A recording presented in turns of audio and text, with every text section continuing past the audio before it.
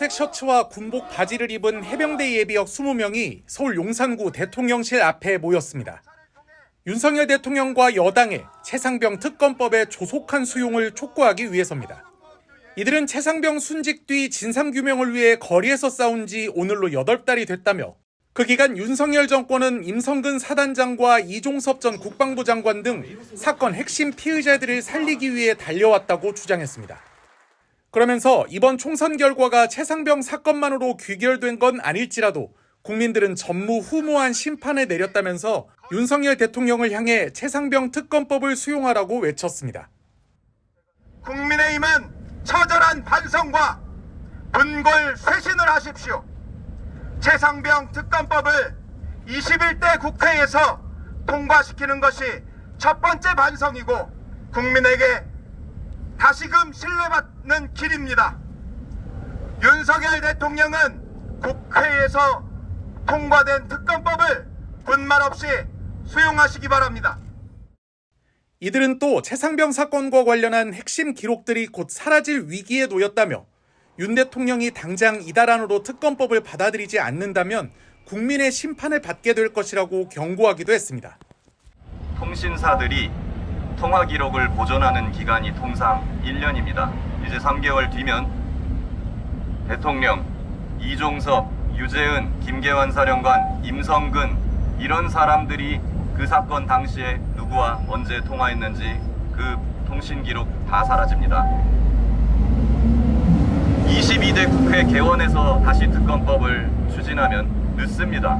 원개원한다고 1개월 허비할 거고 그때 가서 또 여당 반대하면 또 패스트트랙 해가지고 180일 허비할 겁니까? 그러고 나서 특검이 출범해봤자 통화기록 다 삭제되고 난 뒤에 없습니다.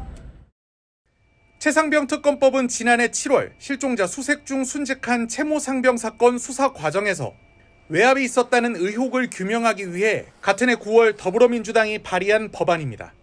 최상병 사망 뒤 초동수사 과정에서 대통령실과 국방부가 사건이 경찰에 이첩되는 과정에 개입했다는 의혹을 규명하는 내용을 담고 있는데 현재 신속처리 안건으로 지정돼 본회의에 부의돼 있습니다. 최상병 특검법을 오는 5월 2일 국회 본회의에서 처리하겠다고 밝힌 민주당도 윤 대통령이 특검법을 거부한다면 이번에는 국민이 윤 대통령을 거부할 것이라며 수용을 압박하고 있습니다. 민주당은 현역 의원 116명이 이름을 올린 기자회견을 열어 이번 국회에서 최상병 특검법 처리를 거듭 약속했습니다. 이제 21대 국회가 50일가량 남았습니다. 이 기간 동안에 최상병 특검법을 반드시 통과시켜야 합니다.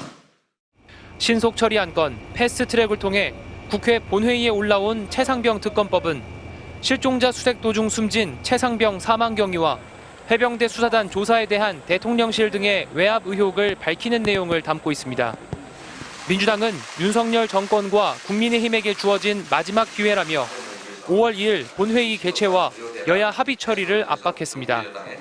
국회 과반 의석을 넘는 민주당만으로도 본회의 처리가 가능하지만 압도적 가결로 윤석열 대통령의 거부권을 사전에 차단하겠다는 뜻으로 보입니다.